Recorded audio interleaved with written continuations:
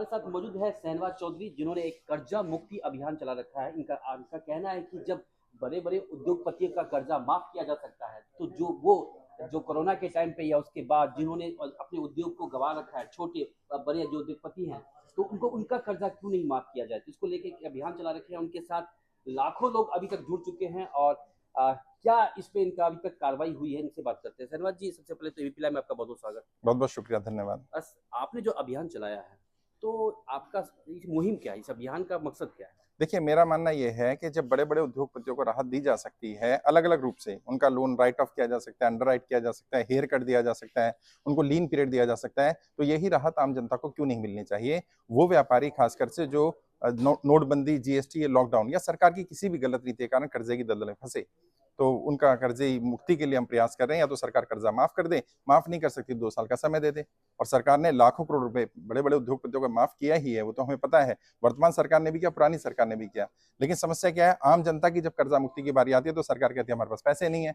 और बड़े-बड़े उद्योगपतियों के लिए हमेशा राहत तैयार रहती है। और कभी आपने देखा कि क्या बड़े-बड़े उद्योगपति कहीं धरना प्रदर्शन कर रहे हो किसानों की तरह या व्यापारियों की तरह या हमारी तरह? कोई बड़ा उद्योगपति धरना प्रदर्शन करने नहीं जाता कर्जा मुक्ति के लिए, लेकिन उनका कर्जा माफ हो जाता है। तो ये राहत आम जनता को भी मिलनी चाहिए। 2 सालों से आप लगातार इस मुहिम को चला रहे हैं।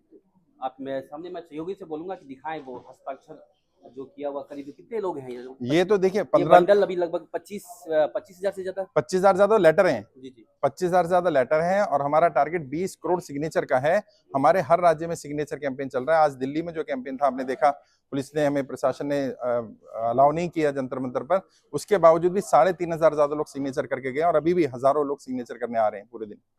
आप जो ये मुहिम चला रहे हैं, इसमें कितने लोग अभी तक जुड़ चुके हैं आपके साथ? और अगर आपने मुहिम चलाया, आप गए होंगे, देश के हर कोने में गए होंगे, तो आपको कितने लोग बहुत ज़्यादा प्रताड़ित इनसे दिखे और जो खुदकुशी की बात करते हैं कर्जा के बाद?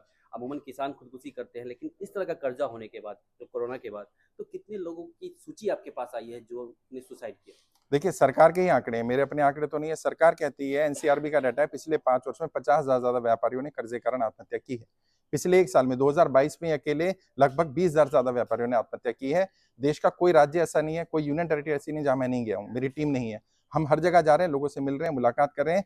और जितने लोग हमारे साथ जुड़े, लगभग 15 लाख लोग जुड़े हैं, वो कहते हैं साहब, उनमें से 10% तो कम से कम ऐसे जो कहते हैं साहब आज मैं जिंदा हूं। तो इस वजह से कि मुहिम चल रही है, एक उम्मीद है कि शायद सरकार बड़े उद्योगपति की तरह आम जनता को भी राहत दे दे और इसलिए हम जिंदा हैं। तो लगभग 2 लाख से ज्यादा लोगों को हम मरने से बचा चुके हैं। जो कर्जा माफी जिनके पास कर्ज है, उनके पास अगर जाते होंगे, तो एक नॉर्मली क्या कहते हैं वो लोग ये कहते हैं कि देखिए, या तो हमें समय दे दिया जाए, क्योंकि नोटबंदी, जीएसटी, लॉकडाउन के कारण हमारा व्यापार बंद हो गया है, नौकरियां छूट गई बहुत सारे लोगों की, बहुत सारे लोगों के कमाने वाला ही नहीं रहा, कमाने वाला एक्सपायर कर गया, वो दुनिया में नहीं रहा है। तो आज वो लोग कह रहे हैं कि कम से कम हमारा कमाने वाला नहीं है, कमाई का साधन नहीं है, तो हमारा तो लोन माफ कर दो। मैं महाराष्ट्र गया, एक महिला मिली, छोटे छोटे बच्चे हैं उसके, उनको घर से निकाल दिया गया, तो घर सील कर दिया गया बैंक ने, क्योंकि कमाने वाला एक्सपायर कर गया था। तो बताइए, ऐसे लोगों का तो लोन माफ कर देना चाहिए। जो दुनिया में नहीं रहा व्यक्ति, कमाने वाला नहीं रहा, उसका लोन माफ होना जरूरी है। मैंने आपको पहले भी देखा था, रामलीला ग्राउंड में हजारों की संख्या में लोग आए थे। उसमें से किसी भी लोग को अभी जो मुहिम आपने चलाया, उसमें किसी भी मतलब 1-2 शख्स को भी कम से कम राहत मिली है आपके द्वारा, इस मुहिम देखिए, के द्वारा? मैंने बताया ना, 15 लाख लोग जो जुड़े हैं, उनमें से 20-25% ऐसे जिन्हें राहत मिल गई अलग अलग तरह से। जैसे हमारी लीगल टीम हेल्प करती है उनकी, बहुत सारे लोगों को सुसाइड करने से बचाया। अभी हमारी लीगल टीम के साथी भी हैं, वो मध्य प्रदेश में, बिहार में, बंगाल में लोग मरने जा रहे होते हैं, तब हम उन्हें बचाते हैं। बैंक में जाकर के बात करते हैं। बहुत सारी एनबीएफसी कंपनियां हैं जिन्होंने उनके ऊपर जो सरचार्ज लग रहा था, पेनल्टी लग रही थी, उसको कम किया है, क्योंकि लोग अवेयर नहीं थे अपने अधिकारों के प्रति। तो हमने उनको जागरूक किया, तो लोगों ने अपने अधिकारों की मांग करनी शुरू करी और अब आहिस्ता आहिस्ता वो लोग सुनने लगे हैं, बैंक भी सुन रहे हैं हमारी बात। तो ये इस तरह की जो मुहिम आप चला रहे हैं, बैंक सुन रहे हैं, क्या सरकार आपकी बात को मान रही है? देखिए, सरकार को तो लगता है कि हम वोट ले लेंगे, धर्म के नाम पर, जाति के नाम पर जनता को बांट लेंगे और वोट मिल जाएंगे। लेकिन मैं बता देना चाहता हूं, अब ऐसा होने वाला नहीं है। जनता जागरूक हो गई है। जनता का सीधा सीधा मानना यह है, या तो आप जनता की कर्जा मुक्ति के लिए प्रयास करिए, और अगर आप जनता की कर्जा मुक्ति के लिए प्रयास नहीं करेंगे, जो सांसद विधायक जनता की कर्जा मुक्ति के साथ नहीं है, जनता अब उसका साथ देने वाली नहीं है।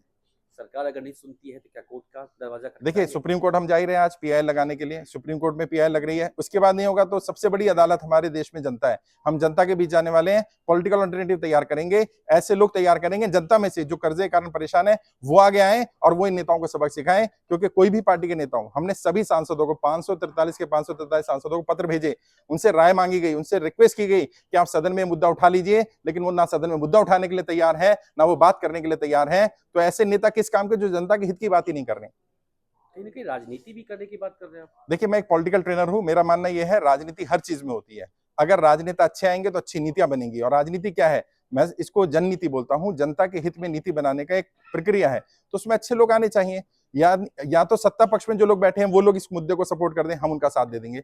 भारतीय जनता पार्टी के लोग कहते हैं आप तो मोदी जी के विरोधी हैं। मैं कहता हूं नरेंद्र मोदी जी इस मुद्दे का समर्थन तो करें। सबसे पहला मैं व्यक्ति होऊंगा जो उनका समर्थन करेगा। अगर कांग्रेस का समर्थन करती है हम उनका साथ दे देंगे। लेकिन अगर कोई भी पार्टी जनता के हित में बात ना करे तो मेरे पास विकल्प क्या बचता है बताइए। एक डेमोक्रेसी में और कोई विकल्प नहीं है मेरे पास। तो अगर आपकी बातों को नहीं सुना जाए, आप कोर्ट भी गए, उसके बाद भी अगर आपकी बात नहीं पहुंच पाई सरकार तक, तो फिर क्या करेंगे? कोई प्रदर्शन?